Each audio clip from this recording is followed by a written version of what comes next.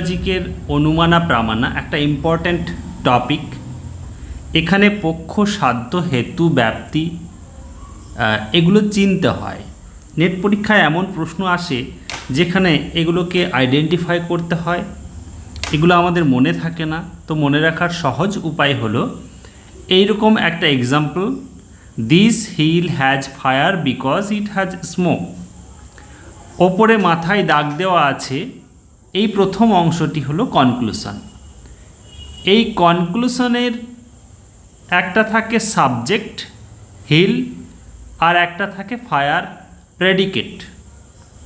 তো এই হিলস যেটা সাবজেক্ট সেটাকে বলা হয় মাইনর। আমরা জানি কনক্লুশনের যেটা সাবজেক্ট সেটা মাইনর। কনক্লুশনের যেটা প্রেডিকেট সেটাকে বলা হয় মেজর। ইন্ডিয়ান লজিকের ল্যাঙ্গুয়েজে মাইনরটা হচ্ছে পক্ষ, মেজরটা হচ্ছে সাধ্য। তাহলে কনক্লুশনের দিকে আগে তাকাতে হবে, আগে দেখতে হবে কনক্লুশনের যেটা সাবজেক্ট সেটা পক্ষ, কনক্লুশনের যেটা প্রেডিকেট সেটা সাধ্য।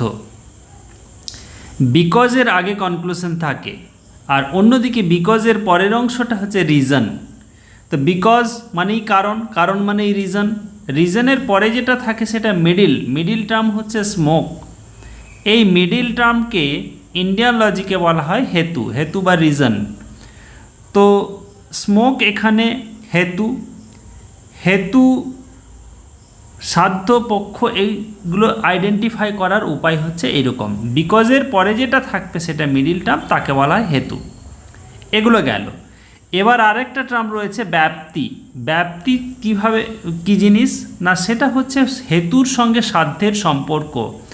হেতু এখানে স্মোক, স্মোকের সঙ্গে ফায়ারের যে সম্পর্ক তাকে বলা হয় ব্যাপ্তি। অর্থাৎ what ever has smoke has fire, যেখানে যেখানে ধোঁয়া থাকে সেখানে সেখানে আগুন থাকে, যেখানেই ধোঁয়া থাকবে সেখানেই আগুন থাকবে। এই যে একটা ইনভেরিয়েবল বা ইউনিভার্সাল সম্পর্ক, এটাকে বলা হয় ইনভেরিয়েবল বা ইউনিভার্সাল কনকমিটেন্স, এটাই ব্যাপ্তি। তাহলে ব্যাপ্তি হলো এমন সম্পর্ক, ওতপ্রোত সম্পর্ক, একটা ঘটলে আর একটা ঘটবেই, এরকম একটা ব্যাপার। হেতুর সঙ্গে সাধ্যের সম্পর্কই হলো ব্যাপ্তি। এটা ভেরি ইম্পর্ট্যান্ট একটা বিষয়। পক্ষ, সাধ্য, হেতু, ব্যাপ্তি এগুলোকে চিনতে হয় এবং সেই মতো আমাদের প্রশ্নের উত্তর দিতে হয়। Thank you.